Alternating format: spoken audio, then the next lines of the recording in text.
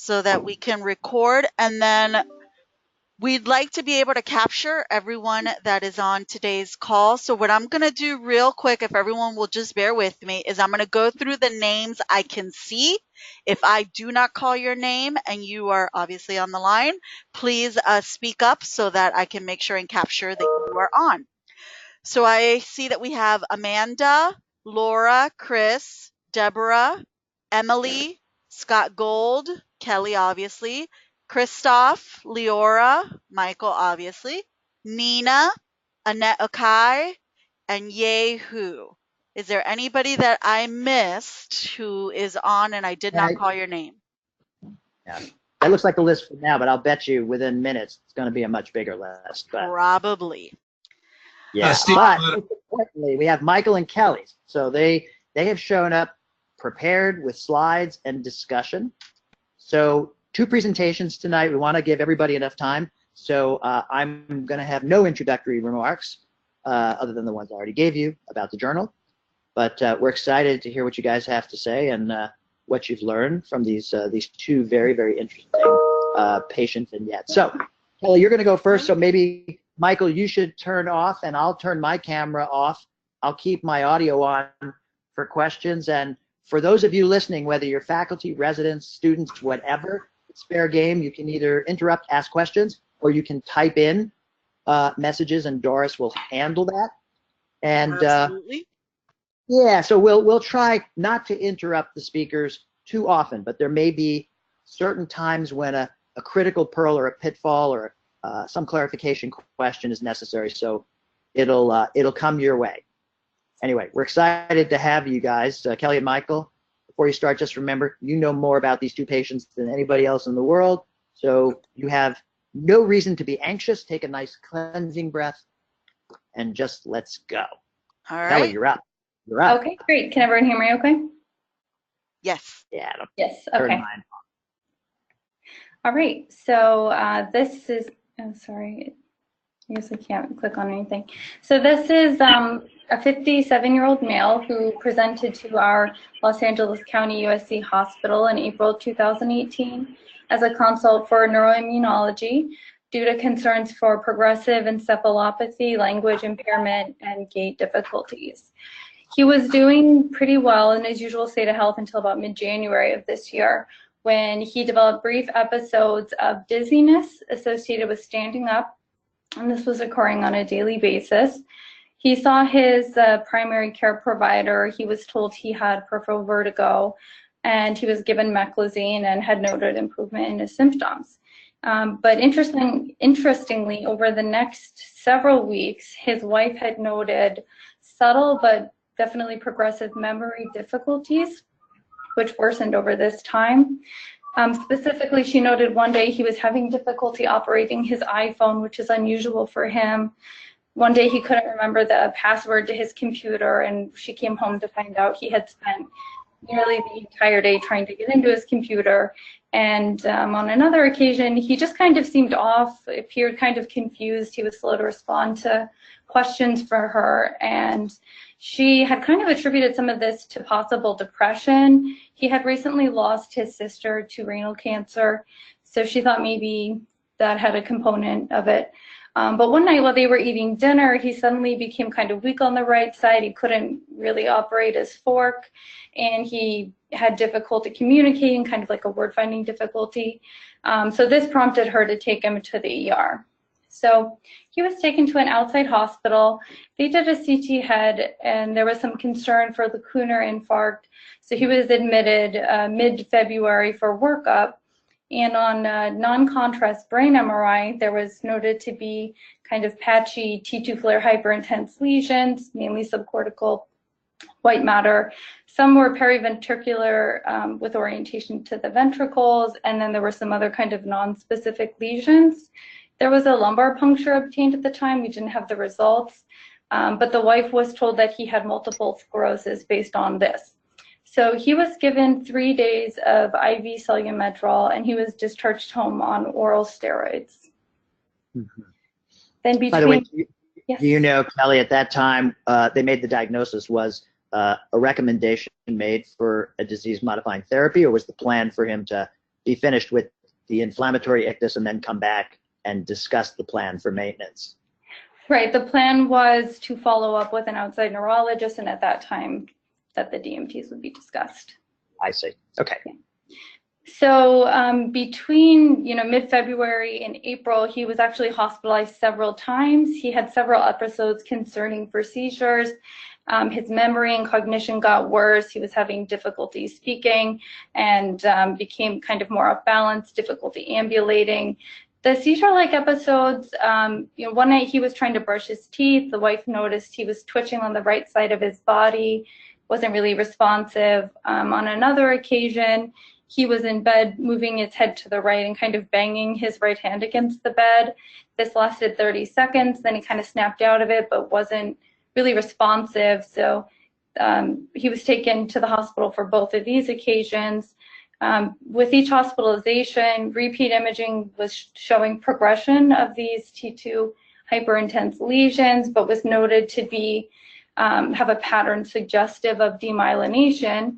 And during these admissions, he had additional workup, including MRV, which showed no venous sinus thrombosis. They did look at a cervical spine and no lesions were noted. He had a cerebral angiogram, which showed no evidence of vasculitis. And he did have another lumbar puncture and was noted to have no infection there, but that was kind of all the information we had. Now, Lee, could you make some comments, just brief comments about, and I know, patients with authenticated, confirmed MS can have a wide spectrum of clinical manifestations, semiologies all over the place. But what do you think in terms of this particular patient, this heavy emphasis on cognitive and language issues from the inception, seizures, all of which can certainly occur. But what would your thinking in retrospect, even though you're not involved in the care at this point, in terms of, does this sound typical, within the range, or more atypical, suggestive of other differentials that you would be considering other than MS? Oh, definitely atypical. Okay. Yeah. So, I mean, we can have these, but and sometimes you'll see house staff will say, oh, we did the exam and the patient's non-focal.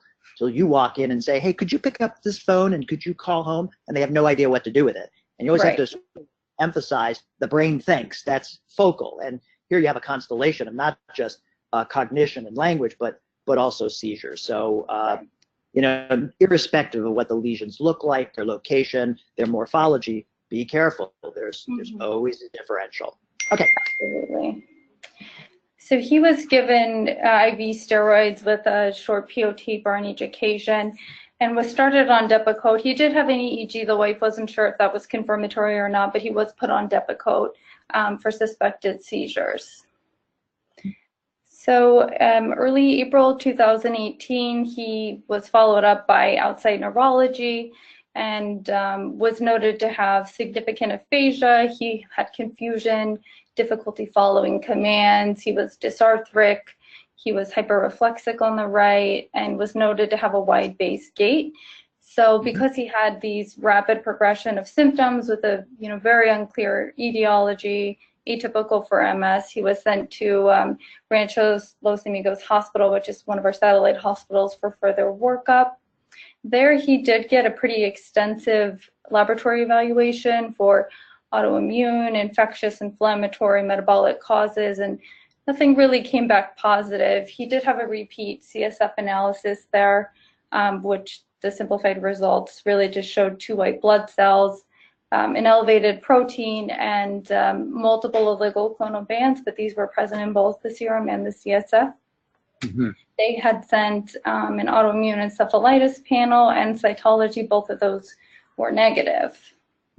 By the way, when you look back in retrospect at this story, did you have some, before the diagnosis is confirmed, did you have some strong suspicions in terms of what specific disease category this might have fallen into? Okay, so inflammatory autoimmune encephalitis or other potential sort of domains of diagnosis. And then with that, what about the question in terms of the intensity of the treatment intervention? I know there's a lot of discussion about steroids, and we're going to hear about, IVIG, but boy, this really sounds terribly worrisome. And I'm wondering, at what point do we say, we've got something ominous, I want to know what planetary system I'm in, but what's the corresponding level of magnitude of anti-inflammatory therapy that you would be intervening with to sort of match this formidably challenging, and at some level, I'd say, treatment refractory kind of syndrome.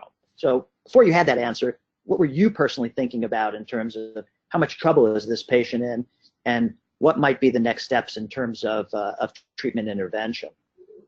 Right. So, I mean, this was a pretty rapidly progressive case. I mean, to be in and out of the hospital this much and deteriorate rapidly, this would be, you know, if we were thinking along the lines of autoimmune inflammatory, very aggressive. You know, other things that are concerning would be malignant etiologies, maybe a paraneoplastic type symptom, but very rapid for regardless of what this is. And, you know, along the lines of treatment therapy, if we're thinking malignant autoimmune, we'd be kind of on the magnitude of Cytoxan or, you know, pretty aggressive treatment.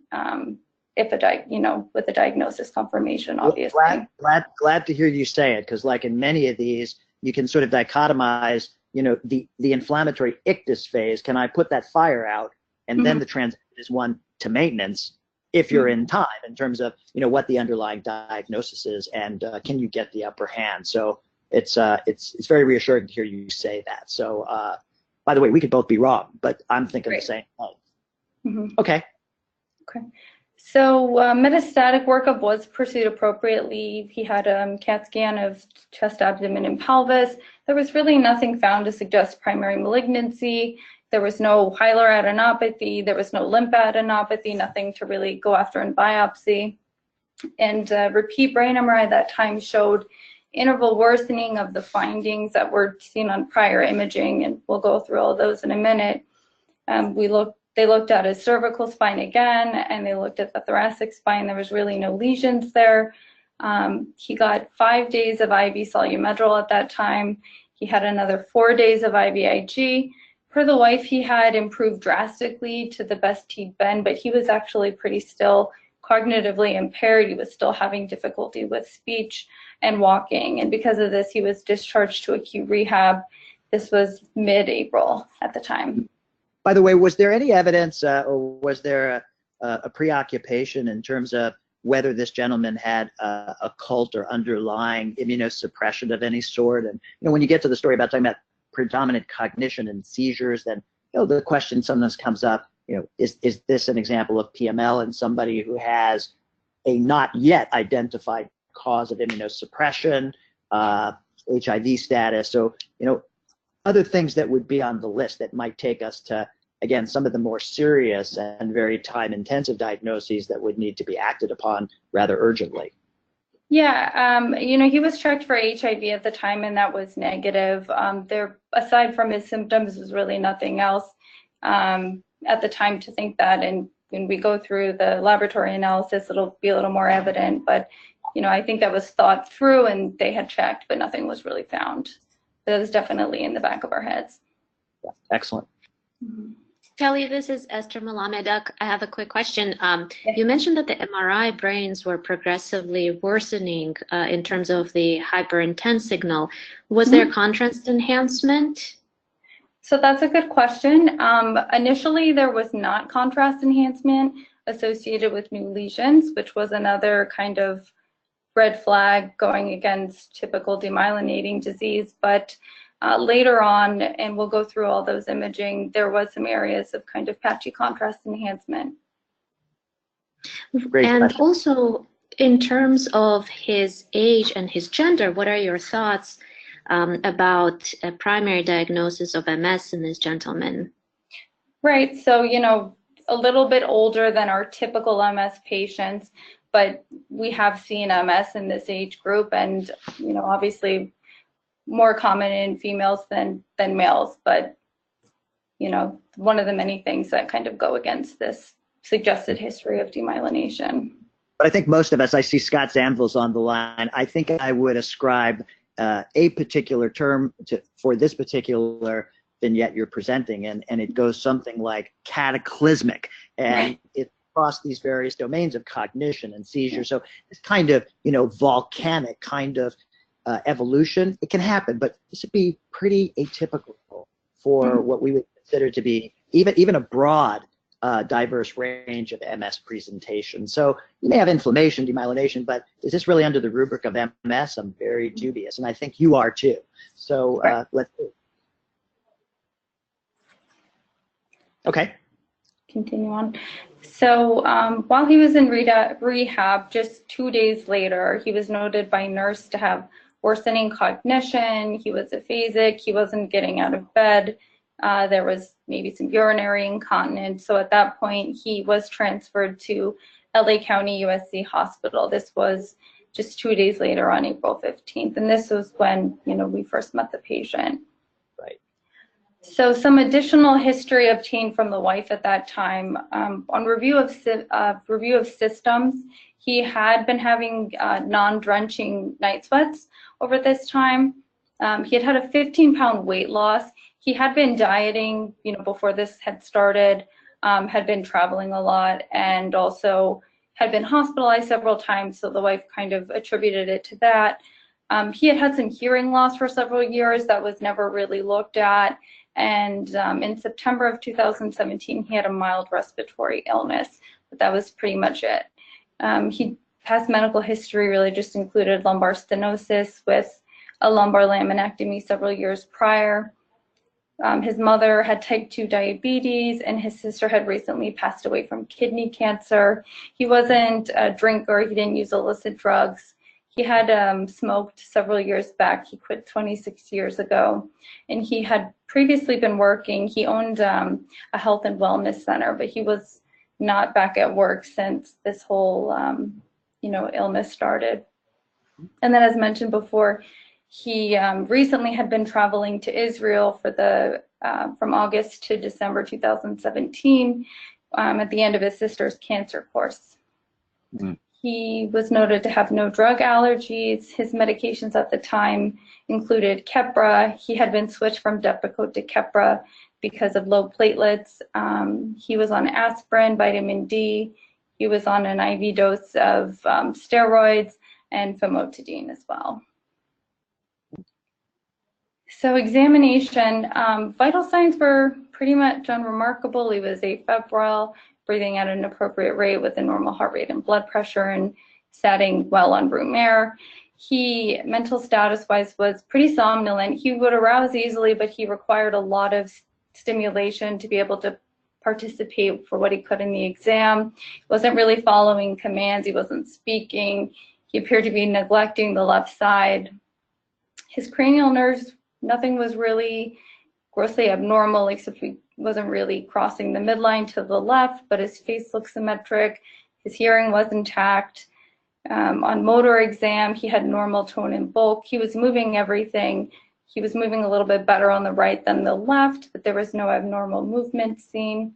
And on Kelly, by the way, in terms of this neglect, particularly in patients who have a right hemispheric abnormality and obviously left-sided neglect, it could be field. They could have autopagnosia, not dress themselves. Was he exhibiting any evidence of an agitated state? Sometimes these right hemispheric patients can really be agitated. They can, even though they have neglect, you're on the left side, and they still end up punching you in the face. I've been the recipient of a few of those punches. So because they're neglectful, don't think for a minute they may not flail out there, and they can't tell time between 6 and 12, but they can find you. So you do have to be careful. But was he agitated during this time, or not really? More so? No, he wasn't really agitated, no.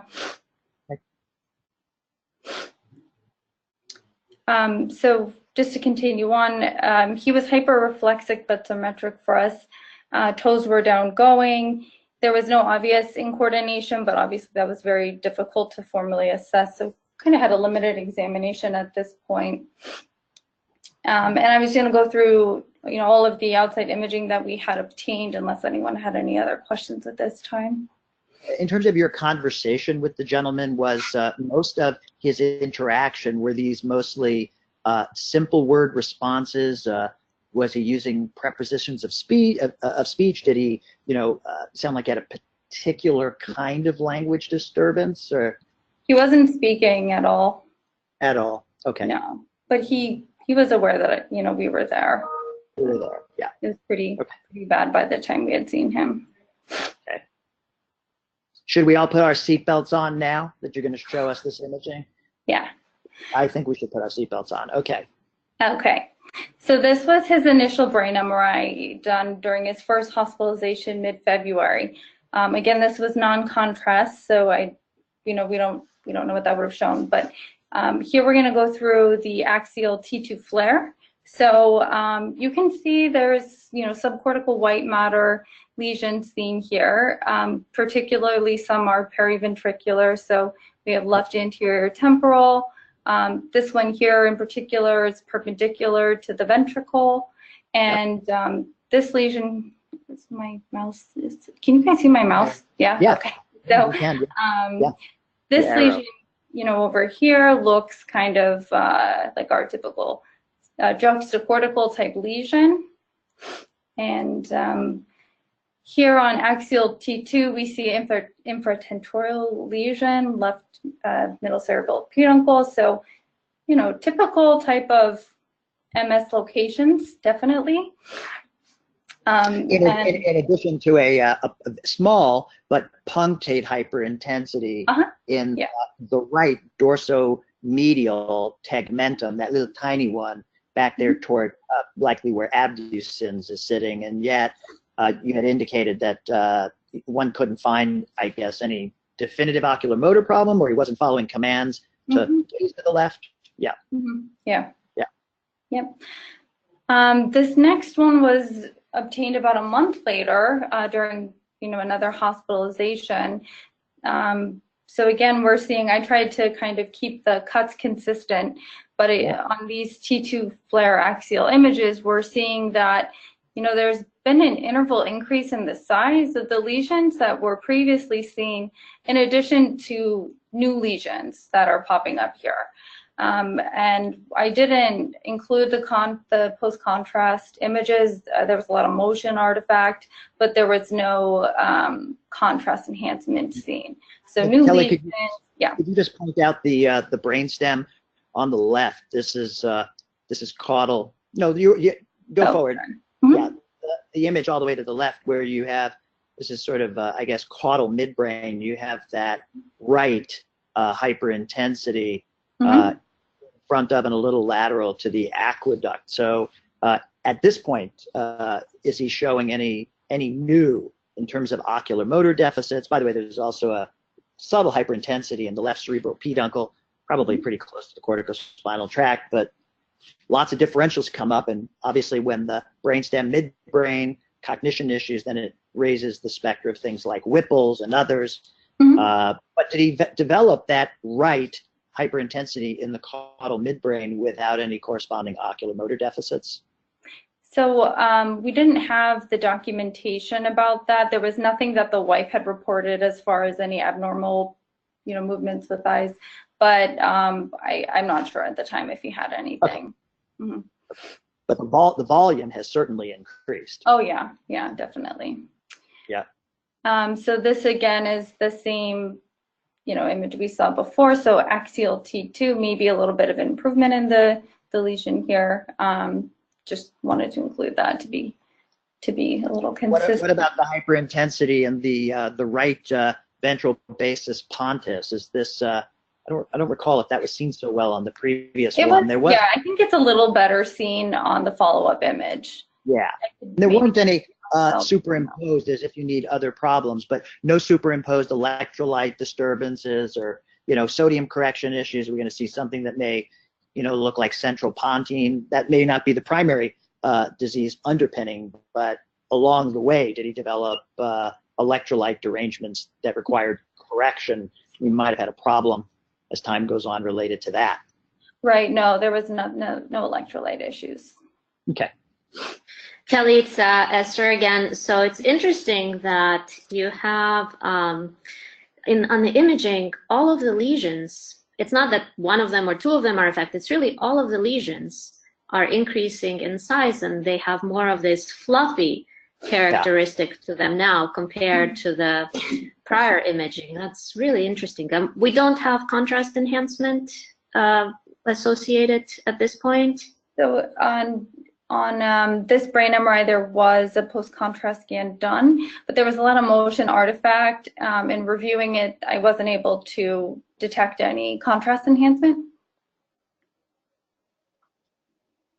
And if you could just bring us up to speed in terms of where we are. We've seen the expansion in the evolution of these lesions, certainly by volumetrics, although I must say with increased volume, I'm not seeing a commensurate amount of like vasogenic edema, at least yet. But at the time when you were seeing this expansion and significant worsening, was there an intensification in terms of treatment intervention? Did we go from, steroids to trying plasma exchange or talking about chemotherapy, which you had actually mentioned earlier? Or was he still actually receiving primarily steroids at this point? He was still primarily receiving steroids. He was kind of just popping in and out of the hospital, being treated with IV steroids, being put on a PO taper, and being told to follow up with, his neurologist. And that was kind of the end of it. And this was, obviously. Because between the first set that you showed me and the very last set, and I know just when you think you've hit the bottom, you can go lower. I know Ari Green is on with Scott Zamville. They've seen lower, and I got to tell you, I'm having a panic attack right now, just seeing what you've shown me and what's to come. Bring it on. I'm feeling very, very uncomfortable. Keep going. Okay. So now we're in early April. This is around the time that his Saw's outside neurologist was becoming more and more concerned given the progression and the lack of any definite diagnosis. So again, here on T2 FLAIR axial, seeing interval increase in the size of these lesions, new lesions popping up, and we can look at the post-contrast imaging. So what's not well seen is there is a lesion here, and if I were to show you a cut above or below, there is a lesion, but we're seeing now, some contrast enhancement here as well. And then some central expansion of your third ventricle also compared to what you had originally. Those Sylvian fissures are puffed out, and that third ventricle is wider than it was. That intrathalamic space is bigger, and rounding in the posterior atria of the lateral ventricle. So the entire morphology of this brain compared to the beginning has really shifted dramatically. Right. Yeah. So this was, kind of all the information that we had, and now I'll just take you through the hospital course of this patient's course at LA County Hospital. So we did note on this admission he was now pancytopenic. His inflammatory markers were quite elevated. His electrolytes and renal and hepatic function were actually normal. He had mildly elevated ANA with nothing else really coming up on this autoimmune evaluation. Pretty extensive infectious workup was done. Importantly to note, he was noted to be HIV negative. We did do a peripheral blood smear. It showed some spherocytes and reticulocytes. And on repeat CSF analysis, he had one white blood cell. The protein was elevated, and we sent a couple of other inflammatory infectious markers, and his cytology was negative again. We repeated prolonged EEG, which just showed some moderate diffuse slowing, and we repeated a brain MRI at that time that I'll go through next. Can I ask you a question? I know there's a number of people on the line, including our fellow Ethan Meltzer. Ethan, when you see this evolution, at what point are you becoming increasingly more fixated and preoccupied on brain biopsy, that this is expanding in front of our face? We've got deficits, we've got gray and white matter, we've got central atrophy, things are happening. At what point do you begin to think, notwithstanding what they look like in terms of other lesions that we've seen in patients with MS, this clinical course is running away from us? At what point do you begin to start becoming preoccupied with getting tissue? Yeah, I think that's a good point. What I'm struck by, though, is, this seems to be a very systemic process. So having these B symptoms, we have kind of this pancytopenia going on. I'd be more curious. I think brain biopsy might be where we're headed, but if we can see any evidence systemically first. So, looking for any evidence of lymphoma. So checking a beta-2 microglobulin. If this is something, I assume it's on this conference, so it's going to be something pretty weird. So if you're starting to look through your kind of weird systemic things, lymphomas or sarcoid jump to mind pretty initially. Thinking about actually one of the axioms of Marty Samuels is that you should biopsy cherry angiomas to look for evidence of intravascular lymphoma, and those actually have a higher rate of a positive biopsy than a brain biopsy. So I think I'd probably look systemically with PET, look for rashes, anything else I can sample. But then, if there's no answer, just given the pace of it, I would definitely do a brain biopsy. Yeah, I think that actually your recommendation, the consideration of PET, I think is actually an excellent one. Even though there's been a pan scan with other techniques, I think looking for heat is always a good idea. And in some of these cases, people might have even considered a bone marrow biopsy on the way for a brain biopsy, among other diagnostic assessments that we might be thinking about in somebody like this. So yeah, I mean, definitely given the involvement of basically every cell line, is you have to think if it's a process that's primarily starting there. There's a question in the chat from Ahmed, and he is wondering about JCV PCR. Yep. Yes, we sent that in. It was negative. Sorry, I didn't include that. It's okay. Thank you. Yeah, and you've got lots of categories of lesions all over the place, including ones that appear to have confluence and following the gyri and up to the U fibers, and many of which, as you've already pointed out, are non-enhancing. But we've learned in the era with intensive immunotherapy-related PML that 30–40% of the patients we see with MS who develop PML with one of the immune modulating or suppressive drugs actually have gadolinium enhancement. But in the old days when Ari Green and I were training, they would tell us PML never enhances. Of course, the answer today is it never enhances unless it does. And our population with MS, it can be 30–40%. So you have to be careful. But anyway, that was checked negative. And by the way, the negative ACE doesn't move me either way. As you know, probably at least 50% of true neurosarcoid patients actually have normal ACEs. So the key there is also look for tissue, adenopathy, lung wash, if you're suspicious. Right. So we got a repeat brain MRI again at this time.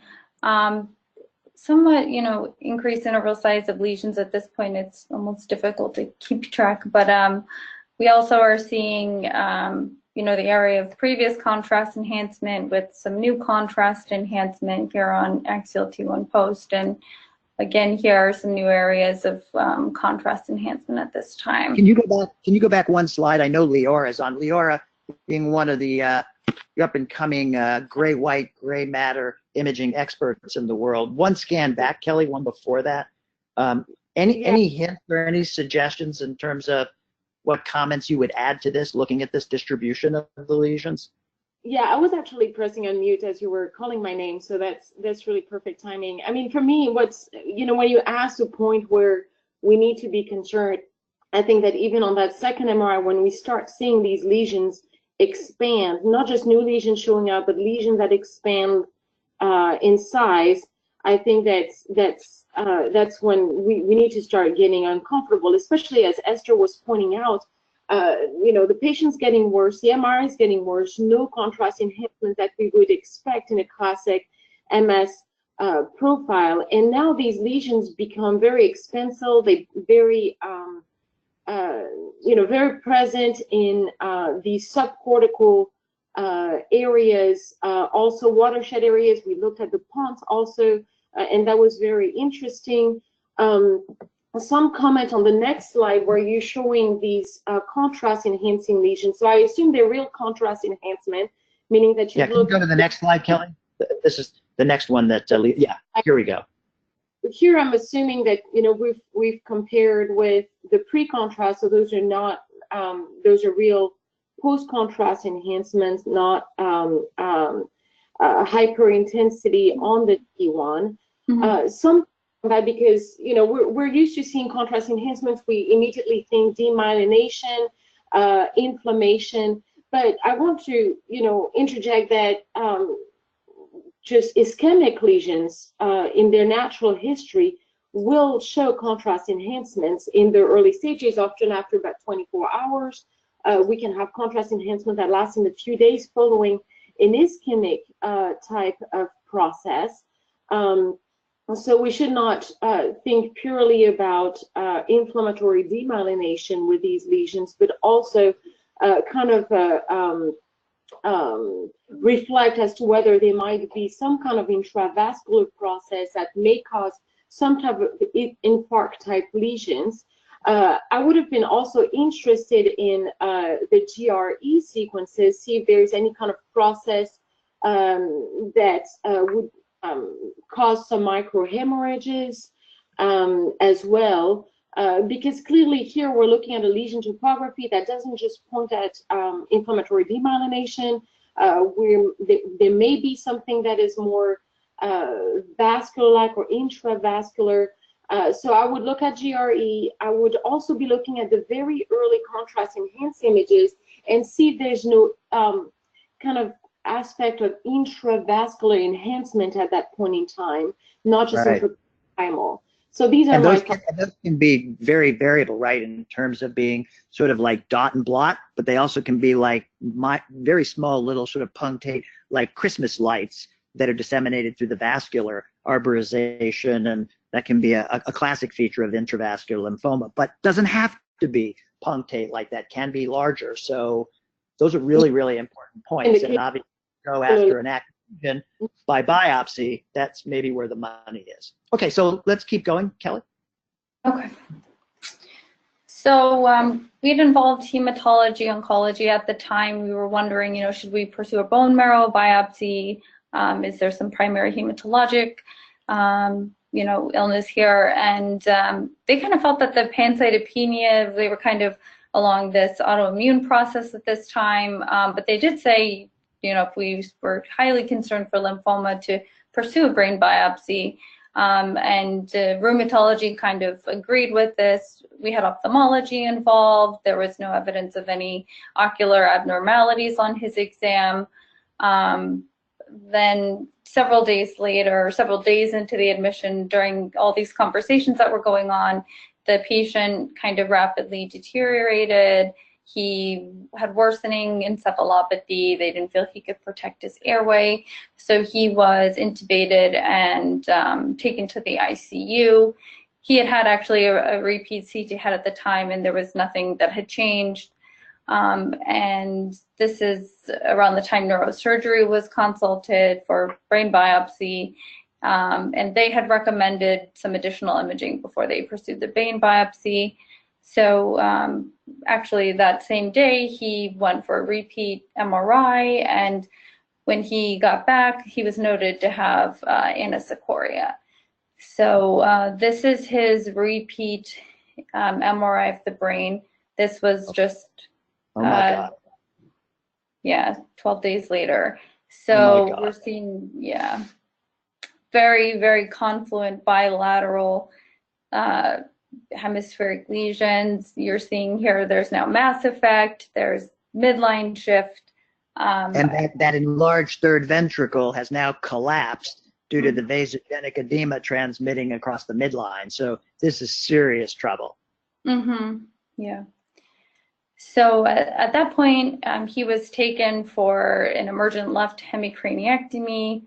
There was an EVD placed, and on follow-up CT it looked like he had decompressed, but several hours later, he developed bilateral dilated and non-reactive pupils, and the repeat CT head at that time showed a hemorrhagic conversion of the left cerebral lesions, and he continued to have persistently elevated intracranial pressure despite maximum medical and surgical therapy, and unfortunately, he was declared brain dead on April 30th. Just about 12 days after he was admitted. So this is his final CT head. You can see the skull defect from the craniectomy. You can see hemorrhage within the left cerebral hemisphere. So that was the final imaging we had obtained from him. And Kelly, just for completeness, in terms of what was the most intensive treatment intervention that he received along the way, other than steroids? Did he get Cytoxan? Did he get high-dose methotrexate? What was the most intense intervention that he had, and what was the response? So we had talked about Cytoxan actually several times, and the primary team wanted to pursue these other things like involve hematology. Eventually, we had also recommended biopsy, and by the time that was pursued, unfortunately, it was too late. So he really never got anything, and that was, obviously led to this demise. Not sure that it would have done anything at that time, but maybe would have made a difference. Yeah, I do want to, I'll let you keep going, and I'll make one comment as we go on, but yeah, keep going. Okay. So on autopsy, there was evidence of intravascular, sorry for the typo, large B-cell lymphoma of the central nervous system with involvement of both the kidneys and his spleen. As also predicted by Ethan Meltzer. Yes. So just to talk a little bit more about intravascular large B-cell lymphoma. So this is a pretty rare aggressive type of lymphoma with an estimated incidence of about 1 in 1 million. And it's characterized by the clonal proliferation of mature CD20 positive large B cells in the lumen of the blood vessels with sparing of the surrounding tissue. There's kind of two simplified variants, the classic variant, which often includes non-specific systemic features. So fever is most common, fever of unknown origin. Can also have weight loss in addition to CNS and cutaneous involvement are most common. There's the hemophagocytic variant, which includes a hemophagocytic syndrome with hepatosplenic involvement, cytopenias. And then in addition to this, there's case reports of pretty much any organ being involved as well. So very heterogeneous, very rare disease. Yeah. So these abnormal cells express the molecules involved in cell migration and then cell adhesion in the endothelium, but they lack molecules that are critical in extravasation, such as CD29, CD54, and matrix metalloproteinase 2 and 9. So because they lack these specific molecules, they stay within the blood vessels. They don't actually invade the parenchyma, and they more cause vascular congestion. So the median age of onset is 70, between 60 to 70, but also ranges from 34 to 90, so a very, very large spectrum. And the symptoms are very heterogeneous, depending on the organ that's involved. And when there is CNS involvement, the most common presentation include cognitive impairment, and over half paralysis and seizures. Diagnosis is difficult. You really need tissue, and there's really nothing too specific. You can see cytopenias, elevated SED rate, elevated LDH. We actually didn't check that in this individual. Peripheral blood smears it's rarely helpful. There's rarely abnormal cell seen. And bone marrow involvement is rare. CSF is rarely detects malignant cells on cytology. High protein is common, but that's very non-specific. And you're also very unlikely to see lymphadenopathy or hepatosplenomegaly with the classic variant as well. So some of the more common MRI brain findings are non-specific white matter lesion. You can see infarct-like lesions, meningeal thickening or enhancement, and hyperintense T2 lesions of the pons. Some of the more common differential diagnosis in patients in retrospect include CNS vasculitis, multiple sclerosis, stroke, encephalomyelitis, and Guillain-Barré, as the peripheral nervous system can be involved as well. And this is just an image from a paper kind of looking at the more common brain MRI findings. So A is showing you these T2 hyperintensity of the pons, and I included this from our patient's pons, and it's not quite as striking as this. B is showing you kind of these non-specific white matter hyperintensities. C is demonstrating these stroke-like lesions, and D is showing you the meningeal enhancement that could be seen.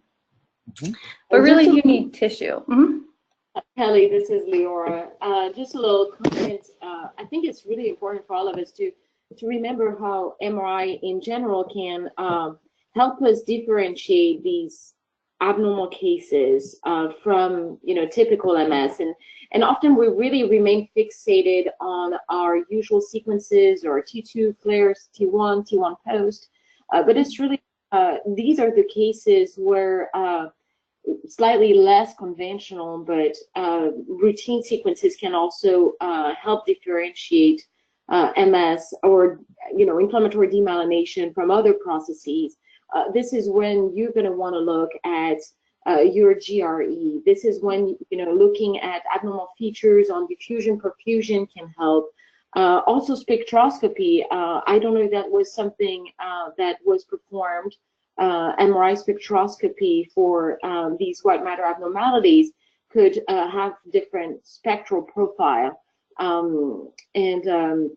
So I don't know if you can look back for this particular patient, but certainly since his initial presentation was more of a stroke-like presentation with the hemiparesis or aphasia, have some unique findings on the initial MRI that you may want to look at. I think it would be great to add to your presentation and to your paper. Your point is a great one because Kelly, one of the points you emphasized earlier was this issue of redistribution of cells within the vascular arborization, but without the receptor ligand interactions between integrins and immunoglobulin supergene family proteins to allow extravasation. So as you get smaller and smaller, eventually you're going to have plugging, and then of course stroke and supply demand mismatch. So I think Leora's comments are actually incredibly important, and there's an area where diffusion perfusion is going to give you tremendous help and show you signatures that really don't look like the things you would typically see in MS. By the way, the other thing in A, just want to make sure that we don't overlook, it came up earlier, that sometimes that can be confused or maybe part of the so-called central pontine myelinolysis cases with electrolyte disturbances, rapid correction of sodium, and of course you can have extra pontine. But this case has a broad dissemination constellation of very peculiar lesions and vasogenic changes. So very, very complicated. This is Doris. If I could just jump in momentarily, we are at 6:33, 5:33 Central, and so that leaves us another 45 minutes, and we still have one presentation to go. Yeah, so maybe we could go to the treatment interventions that you would underscore and recommend in terms of the pathology. I know you go ahead and review that, but I want to make sure that we give Michael as much time as we possibly can for his presentation as well. Sure, yeah. So I guess the purpose of this slide is to say you need tissue.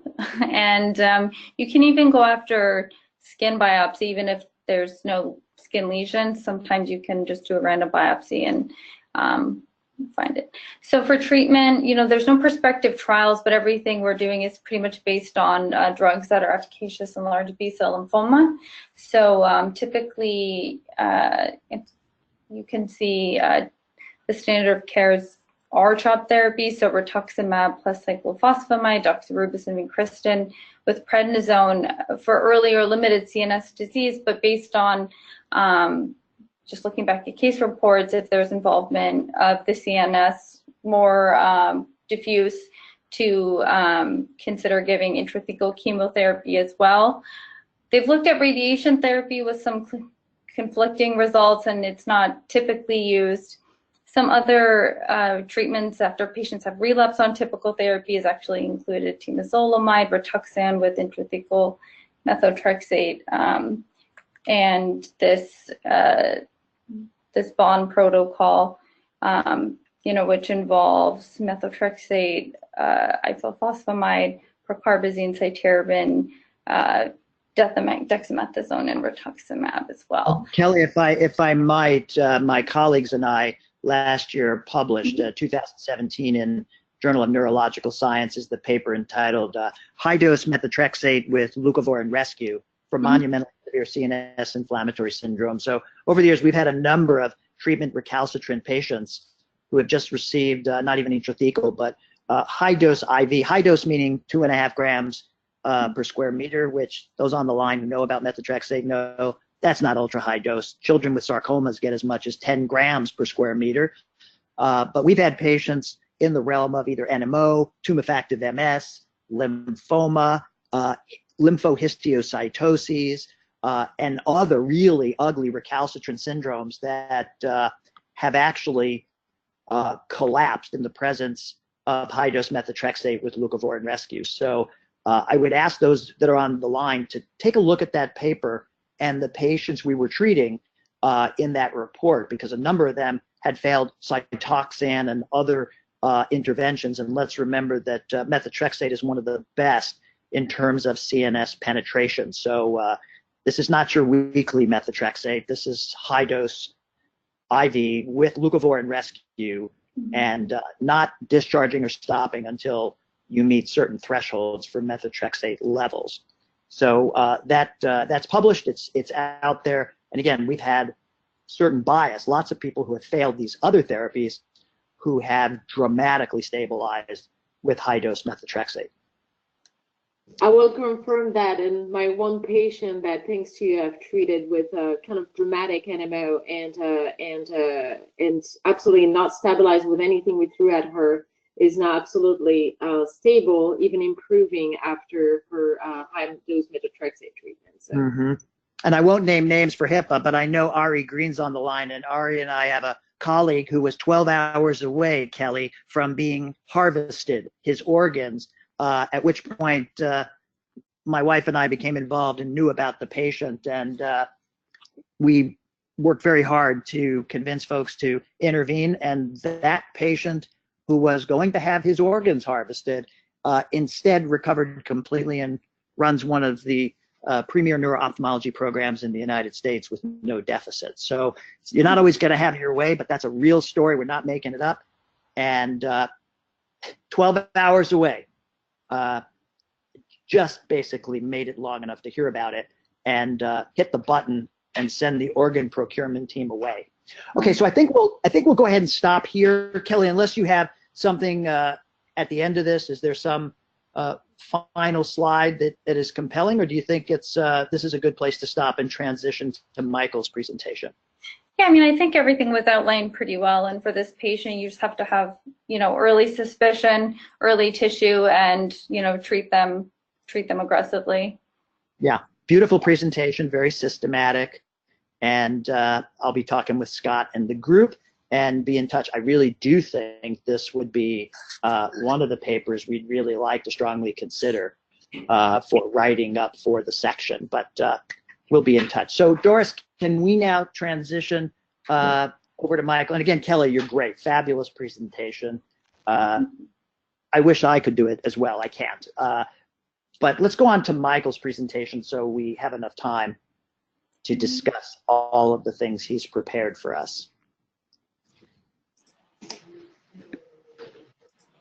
There he is. Okay. Won't let me get to the. There we go. Yeah. And by the way, for those of you people, both Michael and Kelly, move it. Get this out of the way one more time. Oh no! You're good, Michael. We're actually just seeing the PowerPoint. Okay, you will see that a little better. Yes. Yep. So I'm going to just talk about paralysis in an elderly female. Can we get rid of the feedback, Doris? Do you have a recommendation? I'm here. Yeah, there's a lot of auditory feedback. So this is a 78-year-old quick-handed female with a history of hypertension who was presenting for paraplegia. She reported that she initially had symptoms about 1 week before her hospitalization that started with tingling in her right foot when she woke up, as well as new onset back pain that she experienced. And she had not had any symptoms like that previously. Over the course of that first day, that numbness spread up her right leg as well as across to her left leg and resulted in a sensory level around her hips that she subjectively felt.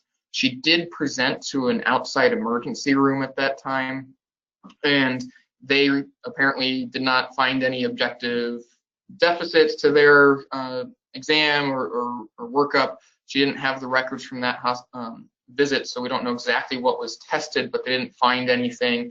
Told her that they didn't think there was an emergent situation going on, but that she should definitely have it followed up with her primary care doctor. This was a weekend, so she did plan on doing that, but allowed herself to go through the weekend, called her PCP's office the next Monday, and then had an appointment scheduled for later that week, which allowed essentially a week to go without her having any further evaluation. About 1 week after the onset of numbness, she then experienced a acute onset paralysis that followed a similar distribution starting in her legs and ascending over the course of at least several hours up to most of that day. She presented to the outside hospital when the weakness was severe enough that she was having new difficulty ambulating.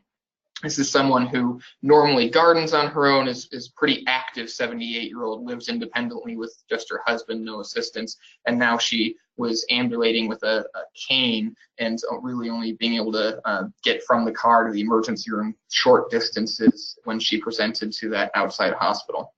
Yep, thanks for that clarification. Her review of symptoms had no preceding illness, no infectious symptoms when she had these new onset paralysis. Her typical head, eyes, ears, nose, throat, respiratory, cardiac, GI, GU, skin, psychiatric, musculoskeletal systems were all essentially negative to the reviewer. Her son, who accompanied her to the emergency room, is an exterminator in the Central Valley of California here, and they've had some reported cases of West Nile or other insect-related diseases and vectors, so he was concerned about that, but didn't have any specific evidence that she might have been sick or haven't had any bites recently. She did have a fall downstairs several months ago prior to her presentation, but she did not have any significant back pain, did not have any numbness or weakness at that time. She had had just some bruises along her right side, and those had fully healed, and she had been back to her complete baseline before the onset of these symptoms. Mm-hmm. She did have a past medical history of hypertension. She did have prediabetes, as well as she had an arrhythmia 3 years ago. We're not entirely clear as to what type of arrhythmia it was. She was seen by a cardiologist and then was told that she didn't need significant medications or further workup. The thought is that it was likely a supraventricular tachycardia based on kind of her descriptions, but we don't have an actual diagnostic record. And her family history is significant for hypertension and diabetes, but no neurologic disorders, no one else with similar symptoms to her presentation. As I mentioned, she lives independently with her husband. She does have 3 grown children. 2 of them live in California as well, and 1 lives out of state.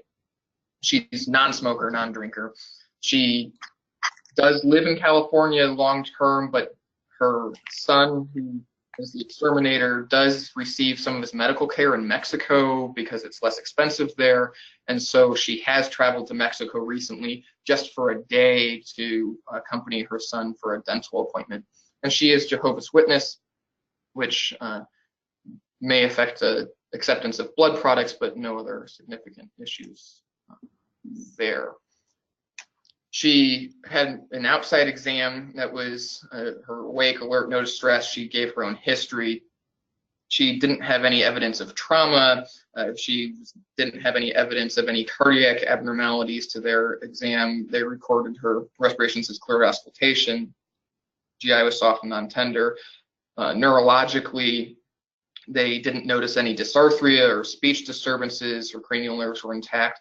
They noted that she had a sensory level at about T6 and that her upper extremities were full strength, but that she was weak in both legs, a little bit weaker in the right leg, 4 out of 5 strength in both hip flexors, 4 out of 5 in the left quadriceps, but only 3 out of 5 in the right.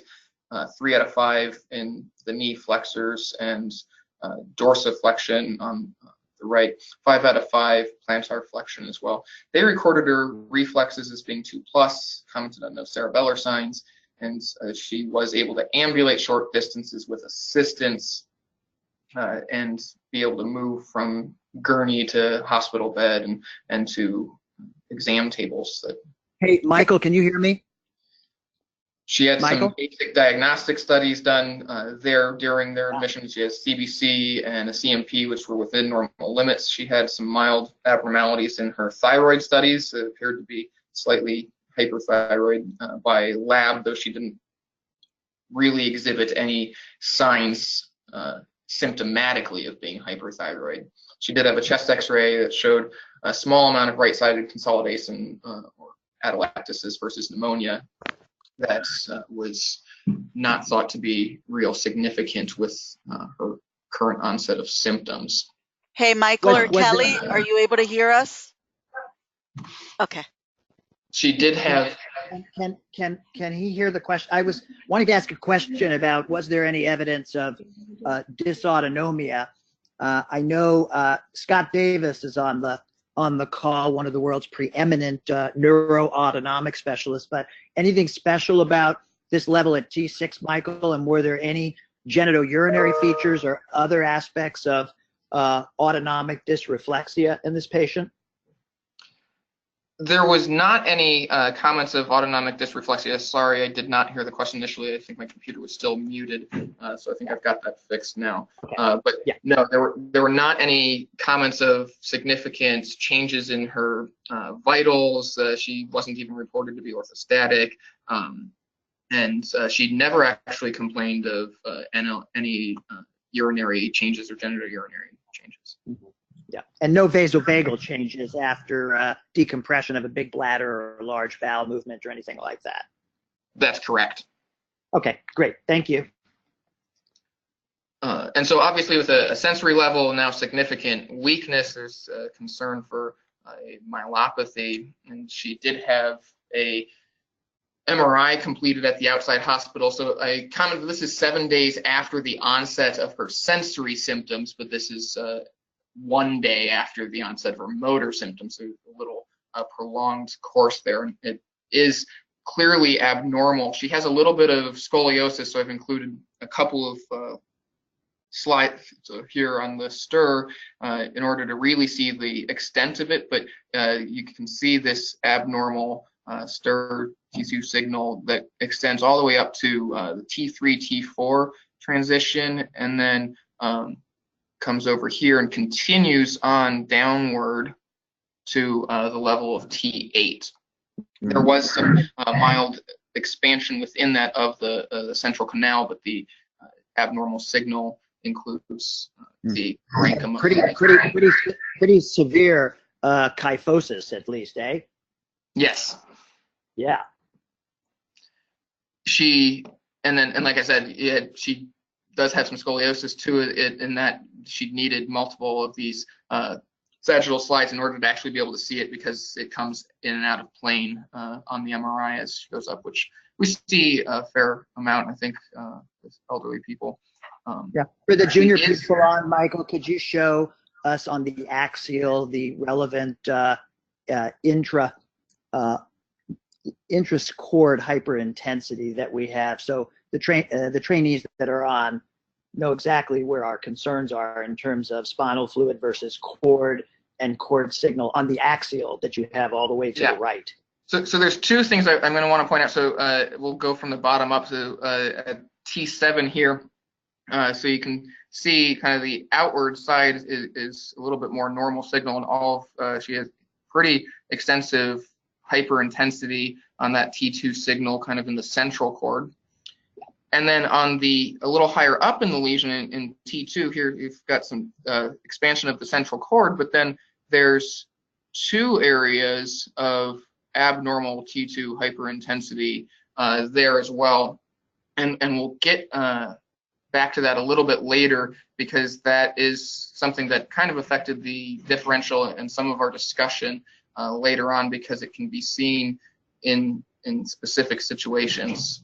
Yeah, and the fact that it's hyperintense and it's ventral might also suggest it's co-registered with at least anterior horn cells at that level on both sides. So I'm nervous there as well. So it's a good point.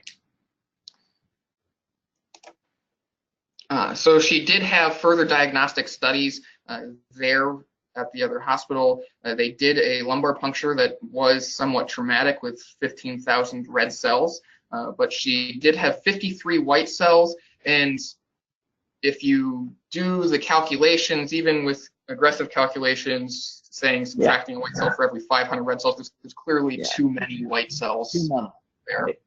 Exactly.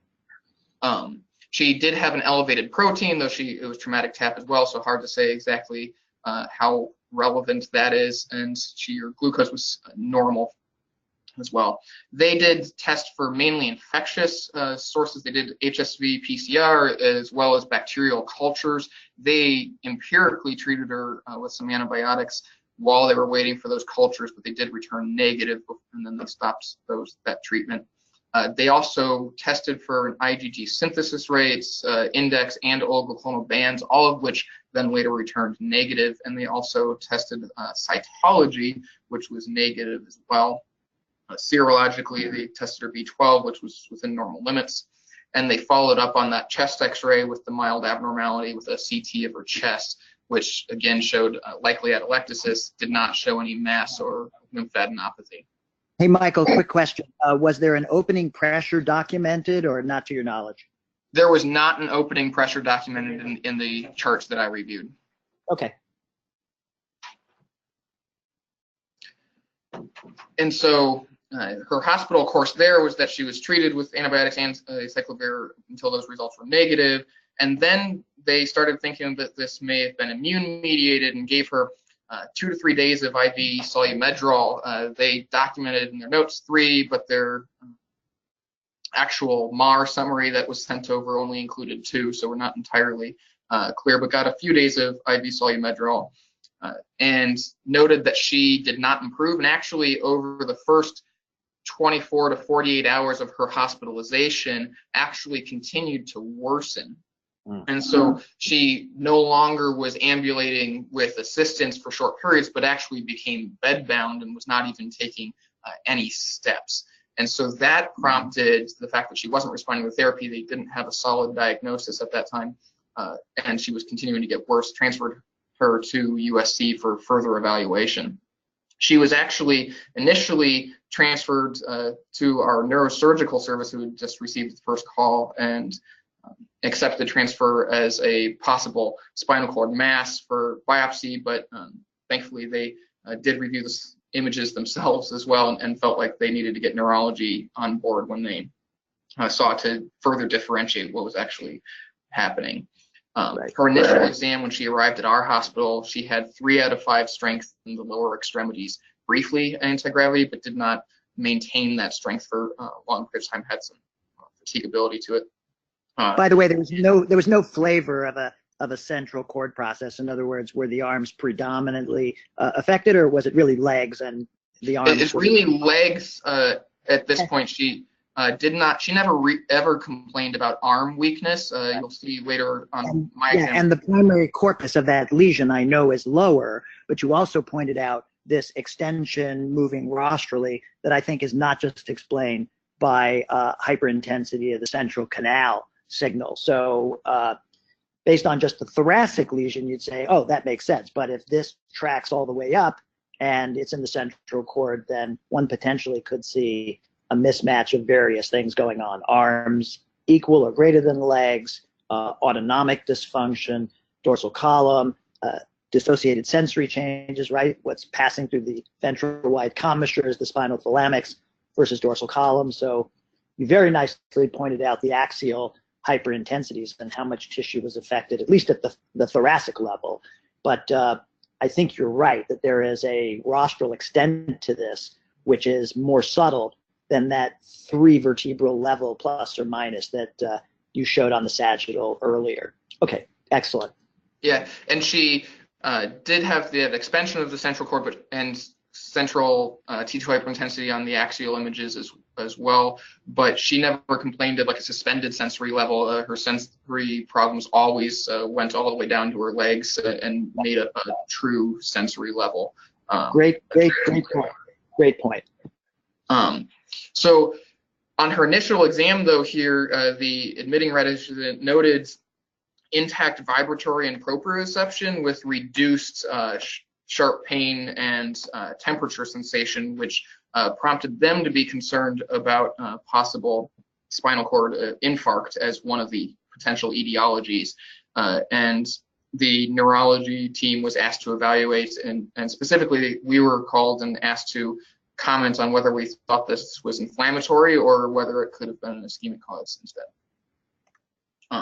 And so this is our exam. She was still awake, alert, oriented, had linear thought process, provided her own independent history, so no cognitive deficits during any of this at all. Cranial nerves remained completely intact. Her motor strength was weaker than what it was reported at previously. She never complained of upper extremity weakness, but her legs were significantly weaker. She had 2 out of 5 hip flexor strength on the right, as well as 2 out of 5 in the quadriceps and hamstrings. She was 3 out of 5 in dorsiflexion, and even had weakness in plantar flexion as well. Her left leg continued to be a little bit stronger than her right leg, but still significant weakness. 3 out of 5 in the hip flexor and hamstring, 2 out of 5 in the quadriceps, and then that's supposed to be 5 out of 5 in the dorsiflexion, or 4 out of 5 in dorsiflexion and plantar, 5 out of 5 in the plantar flexion. Her sensory to our exam was reduced but not absent in the right leg to kind of all modalities was our exam, and she had intact sensation in the left leg, but did have paresthesias in that left leg. So she could tell sharp from dull, she could tell vibration in that left leg, but every time we were examining her did complain of some painful paresthesias along with that sensation. She did have a sensory level to about T5 as well. Her coordination was intact. Her upper extremities reflexes were 2+ at that time, but she was clearly brisk in the lower extremities and had an upgoing toe on the right. Her toe was mute on the left. So we repeated some of the laboratory workup. Her basic labs did show a mild leukocytosis peripherally to 15, though we expected that was from the steroids that she had recently received. But she did have a positive UA for leukocyte esterase and nitrates, so likely a UTI. Ongoing culture was later positive. She was treated for that. Her TSH had, interestingly, actually just returned to normal. Like I said, she had never had any real hyperthyroid symptoms clinically, but did return to normal laboratory as well. B12 and folate were within normal limits. Infectious workup, including syphilis, HIV, Lyme, EBV were negative for acute infections. She had positive EBV IgG, which we'd expect in most of the population. Other autoimmune serology, her ANA, SSA, SSB, anti-Jo were all negative. She did receive a second lumbar puncture where her white count was 7 and her red blood cells were only 26. So almost normal, but still slightly elevated. Her protein was 34, glucose was 66. West Nile. By the way, before you get to the punchline, Michael, previously the TSH was looking more like hyper. This isn't somebody who either self-administered or somebody recommended she go on high-dose biotin, and that might have been a confounding laboratory issue and maybe stopped, and now the TSH is normalized, or it has nothing to do with each other. But it's a nice point in this discussion to at least bring up and underscore that as we see more and more patients around the world loading up on megadoses of biotin, make sure everybody on the line knows that one of the problems is a confounder in the actual assay that makes your patient look, at least in terms of results, like they have florid hyperthyroidism. So the key is you got to stop that about a week before you do testing. So just wanted to throw that in as an opportunity to just underscore that biotin issue. We have a lot of patients self-administering 300 milligrams a day, which is 300,000 micrograms. it's a micronutrient. Most vitamin preparations would have, you know, 1 milligram or 2 milligrams, 3, but not 100,000 micrograms. Okay, sorry for that. A good point. This particular patient was not on biotin, but we certainly are seeing a lot of patients on them. Yeah.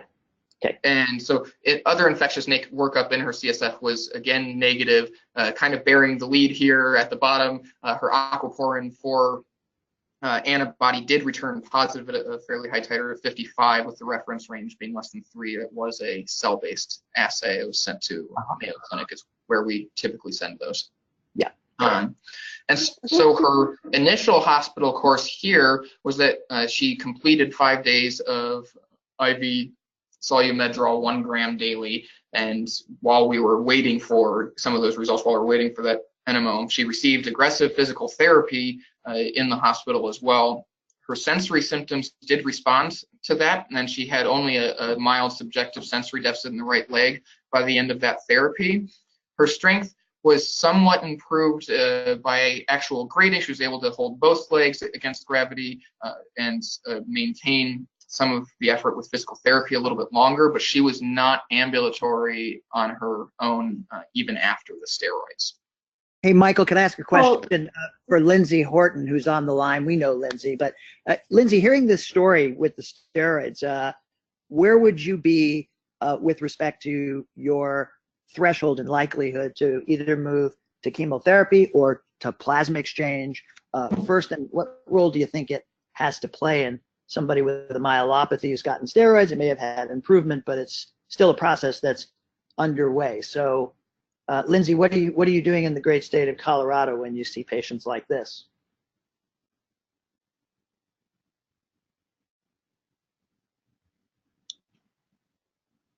Okay, she may have stepped out of the room. So Michael, we'll just have you keep going. But we'll be talking about that very decision here shortly. Oh, good. Okay, let's keep going. I'm with you. So this is a repeat MRI here after the IV Solu-Medrol, about 19 days from her sensory symptom onset. And you can see that there is significant improvement. Significant improvement in the length. So previously it went all the way up to T3, T4 initially. Now it's really just starting down by T6 abnormally, but you can still see it coming down through the top of T8 there.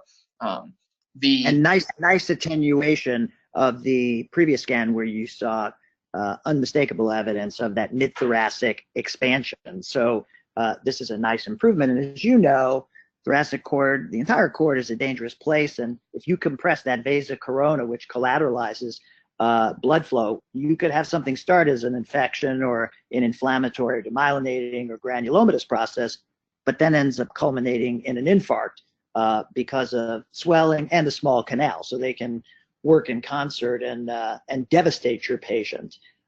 So again, the issue is there's some urgency in getting on top of this ictus on the inflammatory side before you go on to maintenance. But let's make sure we've put that puff of smoke out. That's the concern.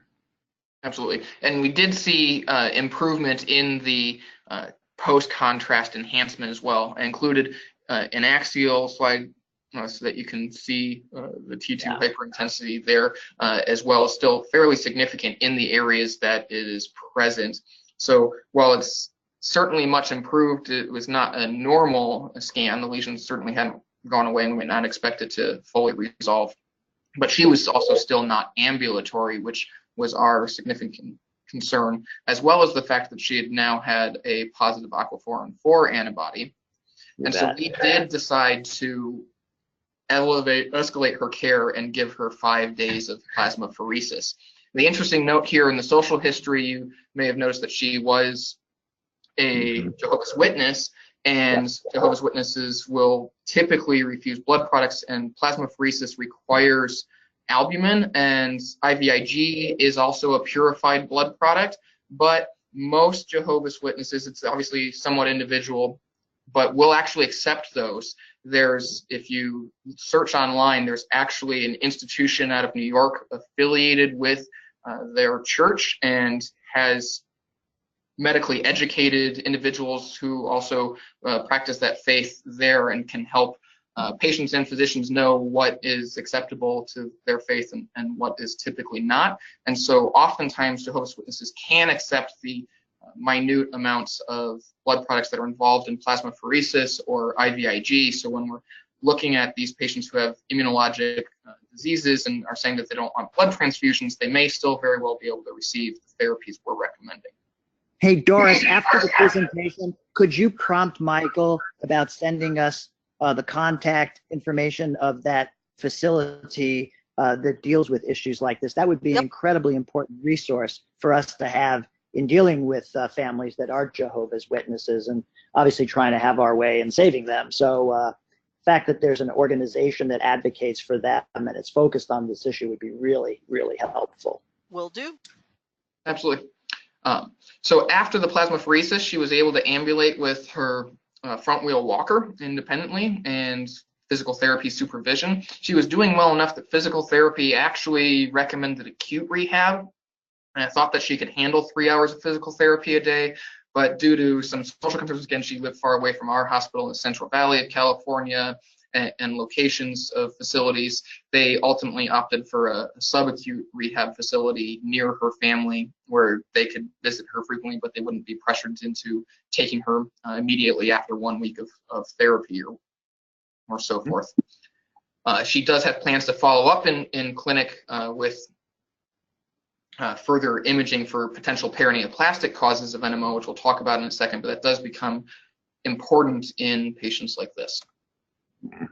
So there's a couple of points, although this is a now somewhat standard diagnosis that all of us are seeing frequently. I think there's a couple of very interesting points in discussing with this patient. The first off is that she's being transferred to our tertiary medical center with essentially the diagnosis of a possible idiopathic myelopathy or idiopathic transverse myelitis. And the question is how much do those really exist? The Mayo Clinic actually did a series of 226 patients that were referred for idiopathic transverse myelitis, and 70% of them essentially had a specific diagnosis that was able to be given to them. A third of them were either MS or CIS, and then about 18% were actually vascular myelopathy. So that's an important thing that doesn't get diagnosed very often, but is probably more common than we think, and it's important to keep on our differential. And then about a total of 10% of them have a NMOSD related antibody, 5% true aquaporin 4, and then 5% are coming up with MOG at this point. Other differentials that it came up were infectious, compressive malignancies, and nutritional. So just tells us it's really important to keep digging, that the majority of these patients likely do have an underlying diagnosis that we can give them and may affect treatment. Specifically in this patient, she had a longitudinally extensive transverse myelitis that went from T3, T4 all the way down to T8. And that is highly suggestive of NMO, which is why we did send that and should be high on the differential. Anytime we see that, even in older individuals, there's actually been just 2 people in their 70s that have received that diagnosis shortly here in my clinic. By the way, I'm glad to hear you say that, because people have tried very strenuously to dichotomize the lesion length, for example, between MS or other myelitides versus NMO. Be careful. Everything begins somewhere. There are some patients that actually have a short skip lesion, but it's the preamble for the 7 levels that are coming in the months to come, or maybe optic neuritis, or the floor of the 4th ventricle vomiting syndrome. But the next myelitis may take that one segment. Oh, it looks like a skip lesion, like an MS. Now you've got 8 segments added, and I've been spanked and humbled and humiliated on a few patients in particular. I can see their faces now. I missed it.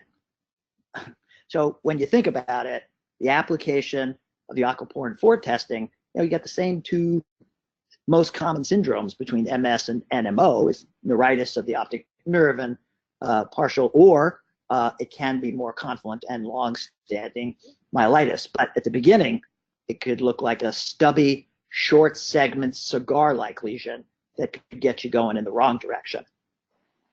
Okay. Absolutely. And other things to consider in longitudinal extensive transverse myelitis is sarcoidosis that typically has prolonged enhancement even for months, so it might not act exactly the same, but it can mimic that picture. Paraneoplastic transverse myelitis, and then subacute combined degeneration can also cause T2 hyperintensities, as well as infarcts. And so we'll talk a little bit about that since we were specifically asked about that possibility. So vascular myelopathies, there's a recent case series of 133 patients that were all evaluated for spinal cord infarct. And so some common symptoms, there's 95% of them actually had sensory loss, but only under 40% actually had the classic anterior spinal artery picture that we learn in medical school of having intact pain and temperature sensation or affected pain and temperature sensation and intact proprioception. So it's important to realize that that may not look just like the textbook. And as you can see in some of the differences between the outside hospital, our initial residence, and then our final exams with patients, the sensory exam can be a little bit difficult to be the same between examiners and between exams. There can certainly be variability, and so it's not the most standardized portion of our neurologic exam, and patients never read the textbook, so it's important to keep that in your differential, even if they don't have that classic anterior spinal appearance. And by the way, Michael, we like textbooks, but at the end of the day, I'll take two clinicians such as yourself and Kelly who have a pulse, they're breathing, they're awake, and they're paying attention over any textbook or review about what should be typical. What you and I know is there's broad heterogeneity in these patients, so you can't stop. You've got to have that protocol that keeps you from missing things, particularly those things that are actionable, which I think you've already identified. So very important slide. Hey, Elliot, it's Scott here. Can you hear me? Hi, Scott. Yes. Hi, how you doing? Glad you made it back from ECTRIMS. That's good. Yes. Listen, I just wanted to say that that you should feel real good about this here, that 70% had a specific diagnosis. Bob Lezak, I don't think, is on the phone or on the call with us, but just think back. Early in our training, what would that number be, Scott? But I just want to point out that in the Alan Roper days, which we all, you know, I now have gray hair on my face, and my head too. And I'm just saying what we learned then, you know, 30 years ago, we didn't hit 70%. This is incredible. And it's not just MOG and, you know, AQP4 accounts for it, but we're doing better all the way around. The other thing I would say that in terms of the AQP4 and MOG, which may not be so relevant because this was clearly extensive, longitudinally extensive, but the data seem to be holding on the MOG being a little bit more caudal and the conus on predilection as opposed to AQP4. But that's a moving target right now in terms of the demographics and the topology of lesions between AQP4 and MOG. And by the way, you and I didn't talk before this, but I think your comments beautifully underscore at the right time that real neurologists, Michael, Kelly, real neurologists do heads and tails. And there's no excuse for not asking somebody about sensation for passing stool or urine. Is there saddle, hyposthesia, or anesthesia? All kinds of things that will help you, particularly if the lesions are not of high conspiguity, or at least initially on the scans. We're back to old world neurology, which is history and a high precision examination. And it actually does matter. Absolutely.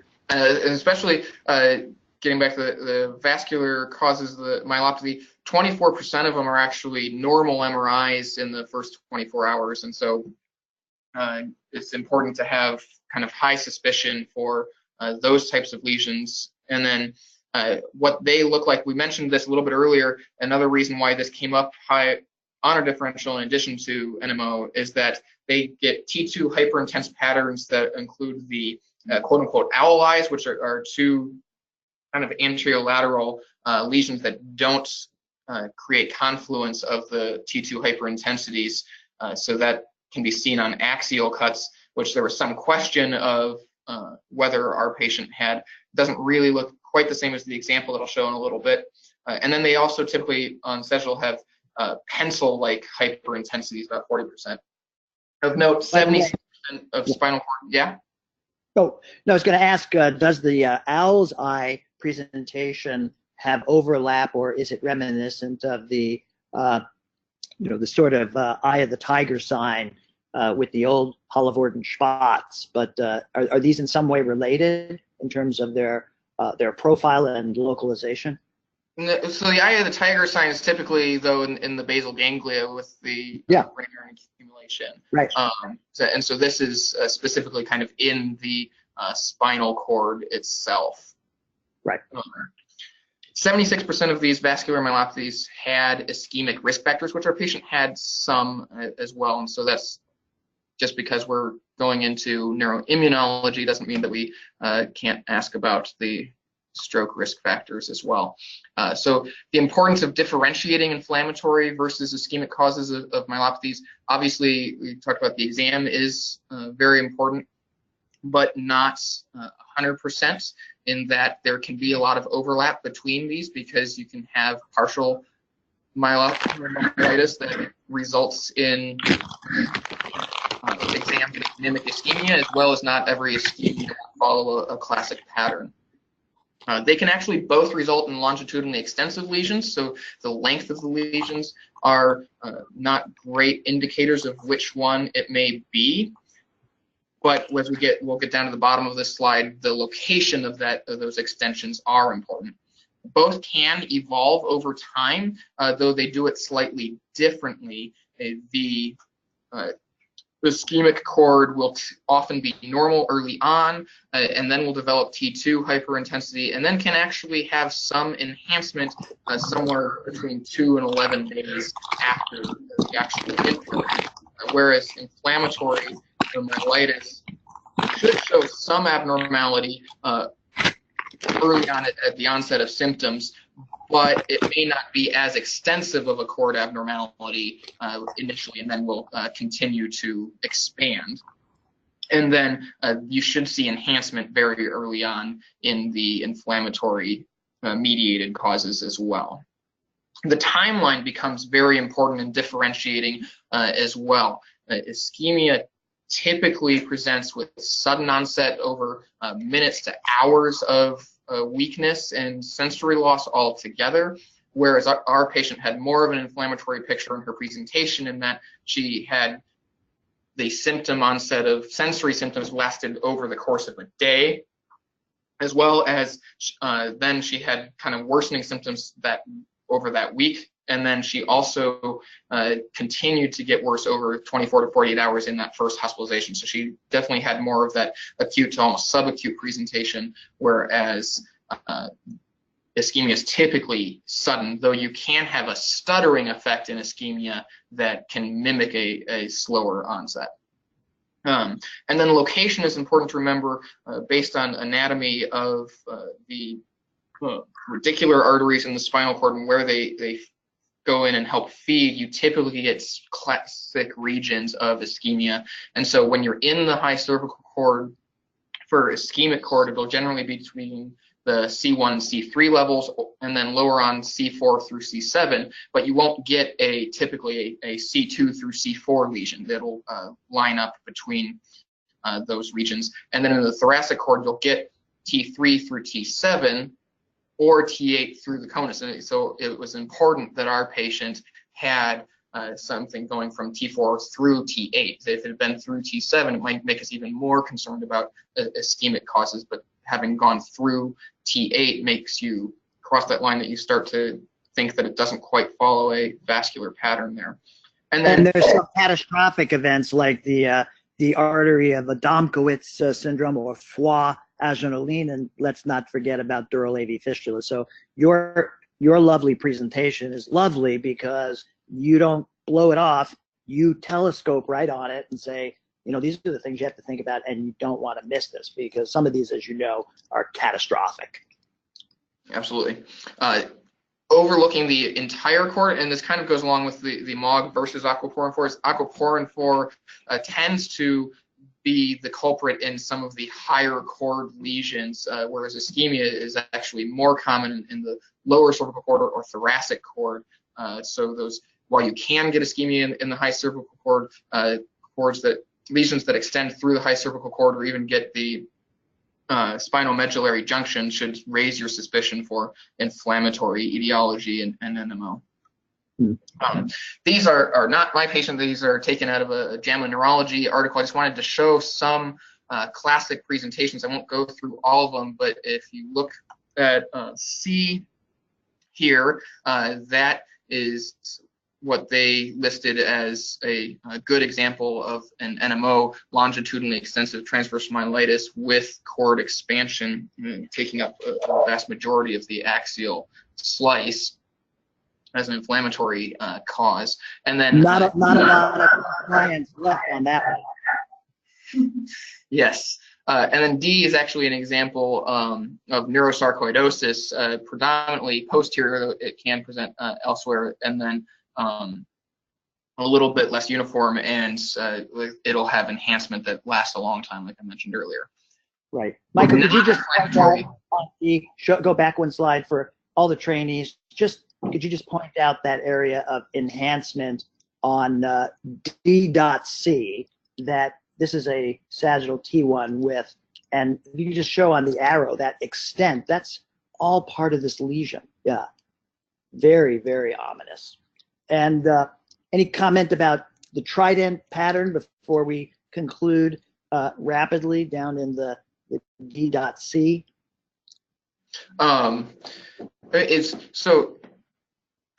actually on the axial. Axial, right. You're supposed to be able to see kind of a trident. Honestly, I have difficulty seeing it on that one, but yeah.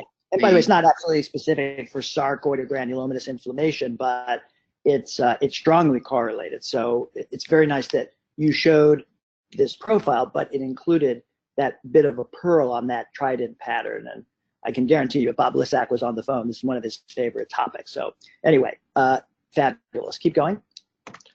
And then, so these are some examples of non-inflammatory myelopathic patterns, and the one that I specifically want to mention to you is C. This is a spinal cord infarct. You can see what they're calling the pencil thin T2 hyperintensity, as well as the owl eyes here, where you're having the two separate hyperintensities along the cord. And so, but I must say, B.A is giving me a panic attack. It's extensive vasogenic changes across multiple segments. And look at that spinal canal. It's essentially obliterated from the floor to the ceiling of that delimited lesion. So, yeah, by the way, you could have this. The patient could look really fantastic, but such is not always the case. And this is the example of where I'd be involved with worrying about obliteration of the vasa corona, which is the collateralization around the circumference of any spinal cord segment. And if that happens, prospects for recovery of function, all those sorts of things we want to optimize, is much less assured. Yeah, and that is the extensive cord expansion and is an intramedullary tumor. It's actually ended up being an astrocytoma, is my understanding. And then briefly, obviously, it's clear when you see impingement of the cord here in structural causes of myelopathies, but I have seen in the past multiple times where you can get very extensive T2 signal changes, and then there can be debates between radiologists and neurologists and neurosurgeons about how much cord signal change is too much cord signal change for a compressive myelopathy, and whether there's an underlying lesion there in addition to. But you can certainly see longitudinally extensive T2 hyperintensities with compressive lesions as well. So our patients actually did have neuromyelitis optica, and so obviously this is becoming a more and more common diagnosis. I won't spend a bunch of time on the basics, but it is thought to be an antibody mediated disease where the actual pathogenesis is the aquaporin 4 antibodies that are targeting astrocyte foot processes, and it's a demyelinating disease, but the actual pathology is thought to be the loss of the astrocytes before the actual demyelination, which is interesting and a little bit different. Right. Histopathology would also include, notwithstanding the overlap in terms of demyelinating disease, but also tends to exhibit perivascular eosinophilia, which is a differentiating point from, obviously typical MS patients. So we see that. And it's 6:25, so I would say, let's see if we can sum up between now and 6:30. So we'll skip the diagnostic criteria that most people know, and just to say that the aquaporin 4 antibody is very important in longitudinally extensive transverse myelitis because it is predictive of relapses. In one Mayo Scottsdale series, actually, I believe, was greater than 50% relapses in 12 months for NMO positive or aquaporin 4 positive patients versus 0 in aquaporin negative patients of longitudinally extensive transverse myelitis. And most people on the phone know that the derivative disability in many cases with spinal cord processes is actually related to whether you do or don't control the initial inflammatory ictus. So your points are incredibly important in this particular case, obviously, in terms of you've got an answer with this antibody, what's your next set of steps to really mitigate residual deficits over time.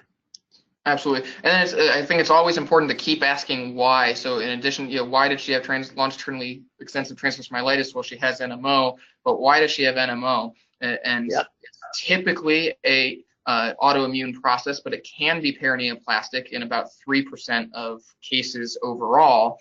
But breaking down the perineoplastic from the autoimmune sources of NMO, the older individuals tend to be those that are perineoplastic. So a new onset of this in a 78-year-old should certainly raise alarm bells of making sure that there's not a perineoplastic process. Specifically in the subset of people who are over the age of 50, it was up to 20% of those were actually perineoplastic. So that percentage goes way up in that elderly cohort.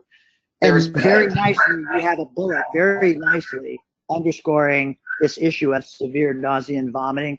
We've seen patients over the years who were admitted for hydration, but nobody got a scan because they were vomiting. It was GI, and perhaps their neurologic deficits were not captured. But that's like the third big syndrome after optic neuritis and myelitis with NMO is this floor of the ventricle vomiting syndrome. And I become wide-eyed as I see some of these patients new for the first time, and I go back on their history, which is not documented. I said, you ever spend time vomiting for a long period of time? And the patient says, you mean too many times to count, like between 10 at night and 10 the next day? And I'm going, yeah. And they said, yeah, I get admitted for hydration. Nobody knew what I had until I came 3 months later with double vision. And my neurologist says, when you put up the axial MRI, you're going to see a white beard, like a Fu Manchu, back of the brainstem and the pons into the MCP. And the patient reaches across the table when the scan comes up and says, is that it? And of course, she was right. That was it. So don't want to overlook that. That's a very important point of salience that you bring up in terms of the vomiting syndrome. Absolutely. And then there's conflicting data right now as to whether the perineoplastic NMO is more common in male versus females. There's actually contradictory published literature. So that's an interesting area that might be further delineated in the future. Currently, the most commonly found neoplasms with perineoplastic NMO are lung cancer and breast cancer. So those things should have hopefully been caught by that CT of the chest in our patients, which was negative. But it has also been seen in cervical cancer, lymphoma, thyroid cancer, and thymic cancers as well. So it's important to do a thorough workup in her, which we'll do when we see her in clinic.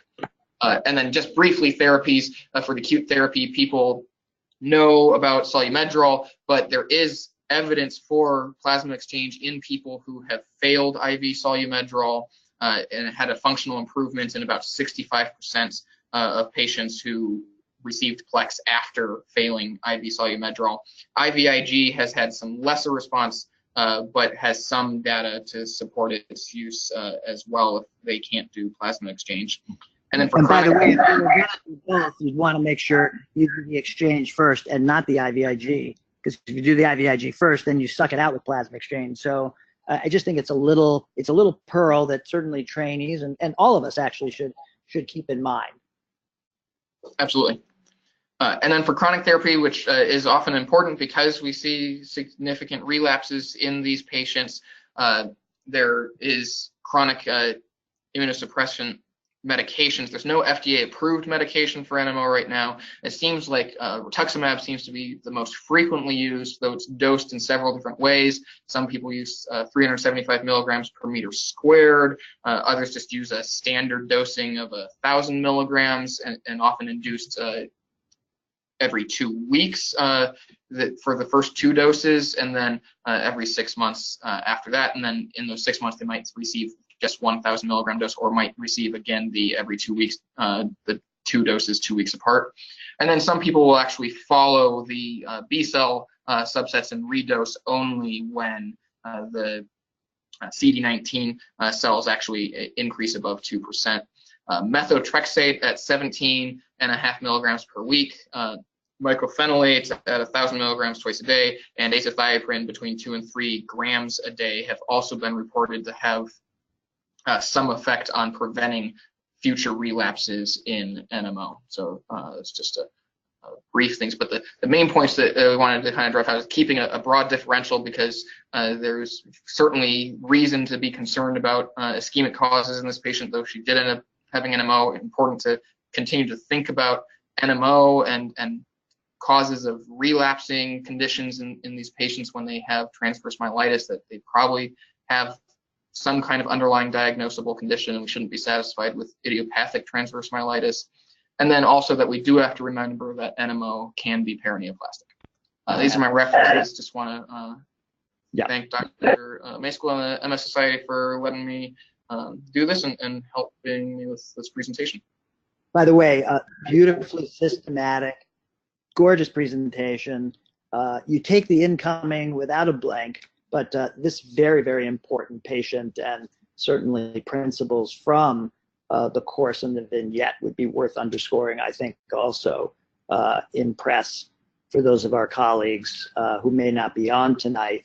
And let me put in a plug for the MS Society. All of the National MS Society sponsored fellows have the opportunity to present on the second Tuesday of the month between September and May. Of course, then to publish, obviously, if the work is commensurate with what Joe Dalmu, as the editor-in-chief, wants to see in Neurology N2. But I got to tell you, every week that I see these, they just get better and better. So congratulations to you and Kelly. These were really, really excellent presentations. And by the way, for those of you who don't know, they're in the same room right now at SC.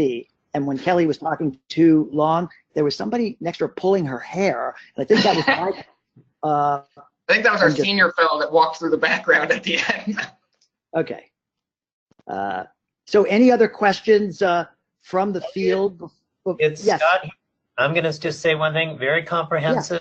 Yeah. And just so that you're aware, Michael, and I guess maybe you weren't at ECTRIMS, but this coming year we will have 2 and possibly 3 FDA-approved treatments for NMO, and eculizumab Soliris may be the first, although it's quite expensive. And the CD19, we haven't seen the results, but we know that's positive. And the IL-6 was probably the weakest, and that was in the late-breaking news.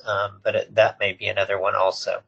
So you know, Scott, we were trained at the time when much of neurology was diagnosed in adios. That has completely undergone transformation, but I would say nowhere stronger and more conspicuous than with MS.